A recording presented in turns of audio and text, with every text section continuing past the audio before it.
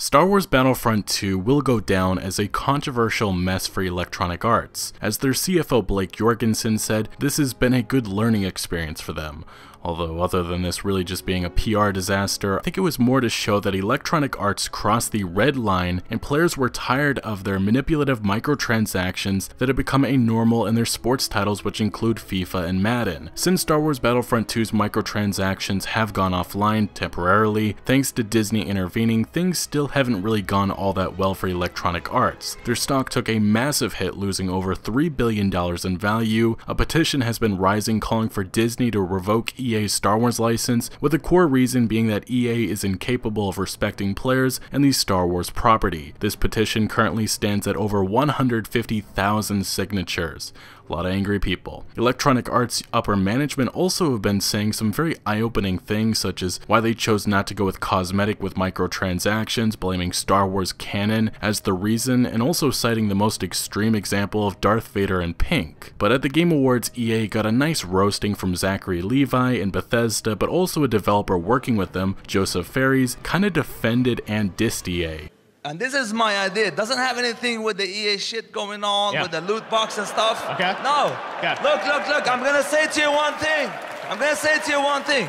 EA has been very good to me. Yes. And to be honest with you, they're getting, because it's nice to hate EA, blah, blah. I don't care about that shit. What I'm saying is this.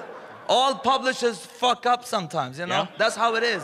They fuck up. Yeah. But that's what it is. Like, in this case, it's like they've been treating me very well. That's what I'm saying. I have 100% of the income to my team for the game I'm doing, you know? And it's coming soon, right? Yeah, it's coming. I'm talking too long. Even with all of these negative things, the most important and game-changing thing to happen is governments investigating. Some of the countries investigating Electronic Arts Star Wars Battlefront 2 include Belgium, France, Australia, the United Kingdom, and the United States. But the biggest response by far is coming from United States Hawaii politician Chris Lee, who said this about Star Wars Battlefront 2's microtransactions 2 weeks ago. This game is a Star Wars themed online casino designed to lure kids into spending money. It's a trap. And additionally, some more comments about his mission about a week ago. But for all the pushback we've seen against pay-to-win gaming and loot boxes in Star Wars Battlefront and some of the other games that are out there, it's easy to think that this is the end of it and it's going to be done. But that's so far from the truth. The industry's already started to push back. The ESA, which is the trade group representing and paid for by a lot of these game developers, has already started to do the dirty work that individual companies don't want to be caught doing themselves, defending predatory loot boxes and making the case for that, trying to shut down a discussion that could move forward in political circles before it ever has the chance to. And that's what's happening behind the scenes right now. If this discussion quiets down, that ability to make change goes away. And that's exactly what a lot of the Wall Street investors in these companies are waiting for. It's what the gaming companies are waiting for. Since this news conference, it appears that Chris Lee is now making the move to ban minors or anyone under 21 from buying games with loot boxes. The next step, and that's actually crafting bills.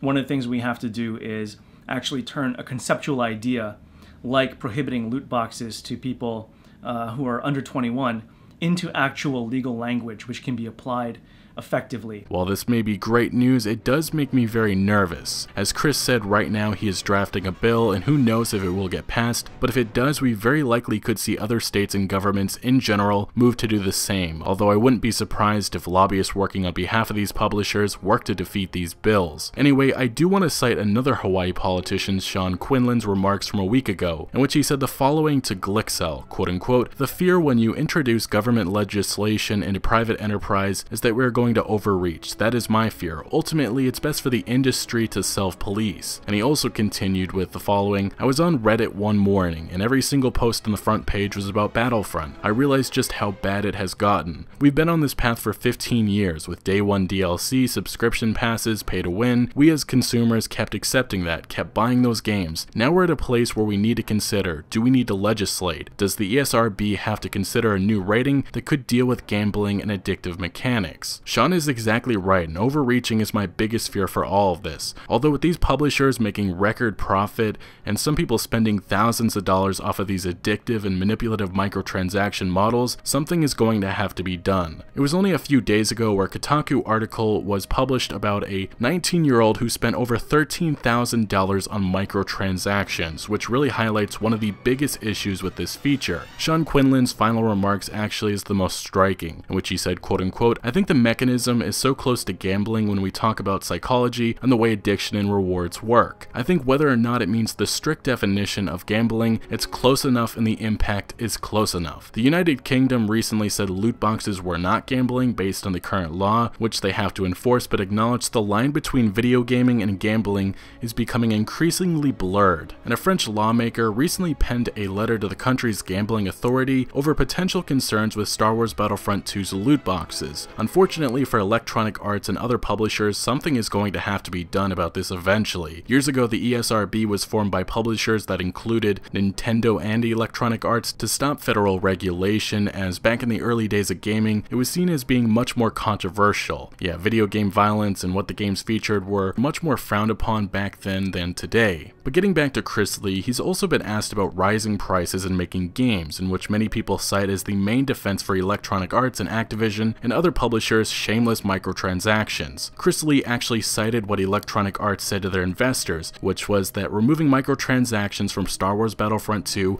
will not have a material impact on the game's projected earnings. Chris Lee also cited another interesting point and why there does need to be something done about microtransactions, giving this example, quote unquote, "Say you have a big title with no microtransactions, rated T for teens, sold everywhere right before Christmas, and then on January 1st, Electronic Arts puts out an update that includes loot boxes. Suddenly what parents thought is safe for their kid is not, and they have no idea the change that happened. Change is going to have to come. Legislation makes me nervous, but maybe, just maybe, publishers can figure out a way to self-police before it's too late, but with the current attitude that these game industry leading companies have, it may be a long shot." Anyway guys, what do you think about regulation on loot boxes? Let me know your thoughts in the comment section below, but also make sure to smack that like button if you did enjoy this video or found any informative value, and consider subscribing for more videos like this, and I'll see you later.